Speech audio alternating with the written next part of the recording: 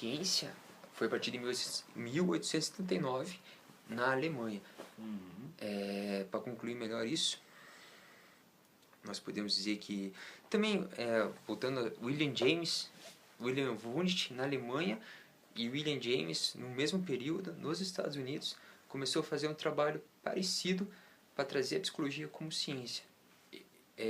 Os dois, por mais com uma visão, com métodos diferentes um do outro, né? Mas foi a partir desse momento que ela começou a ser tratada como ciência. Então elas começaram ao mesmo tempo, em dois locais totalmente distintos, Exatamente. tratar o mesmo tema. O mesmo tema, exatamente. E ela tem uma vertente, vamos dizer assim, da fisiologia e da filosofia, a psicologia, né? Ela resulta dessas duas ciências, né? Muito legal. E você comentou ali da gente, o tratamento com o paciente, né? E como a psicologia pode melhorar o convívio desse paciente com a sociedade. Você podia me dizer o que é importante da gente saber, né, numa questão do histórico desse paciente, sobre esse paciente, né, no momento de iniciar um tratamento? Então, como eu falei ali, antes de qualquer coisa, antes de você de trazer uma análise, você conhecer o histórico dele, né? Procurar saber sua cultura, que ele é inserido, o meio em que ele vive, seu histórico de vida, né? Então, nesse caso é importante para você saber a forma dele pensar, né? A forma dele pensar acho que fica meio complexo, mas vamos dizer assim,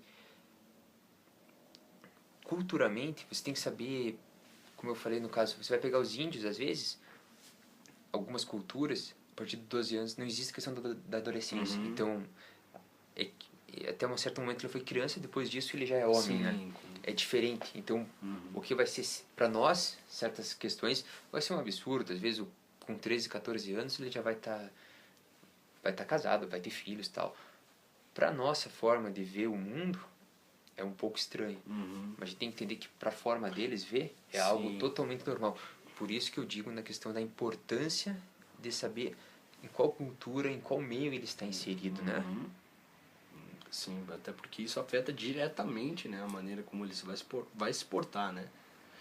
Ok, muito legal. E com relação ao objeto de estudo, né, basicamente da psicologia, para a gente encerrar, né, o nosso programa, né, você podia dizer aí um pouco mais, comentar um pouco mais sobre isso com a gente?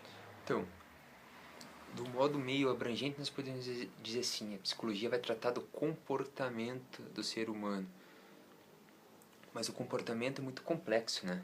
Eu posso agir de uma forma diferente perante algumas circunstâncias e você pode vir agir de outra, né? Então é difícil a gente detalhar, perante tal circunstância, o sujeito tende a agir dessa forma. Então é difícil você criar padrões de comportamentos. Como nós estamos falando de comportamento, cada um vai agir, vai se manifestar de uma forma perante seu histórico de vida, perante suas crenças, perante sua cultura. Então isso é meio difícil para nós, na psicologia, apontar esse sentido. Eu vou falar, é o comportamento, ou é a mente, mas vai ter hoje dentro da psicologia nós temos várias escolas, e essas escolas têm abordagens diferentes, modos diferentes de se fazer psicologia. Então é muito difícil a gente conseguir trabalhar de uma maneira, vamos dizer assim, uniforme, padronizada, né? E apontar o que é hoje objeto de estudo. Eu até o momento, até o 5º período, não saberia explicar detalhadamente para você o que seria esse objeto. Falaria para você, é o comportamento? Talvez um modo mais totalitário, sim.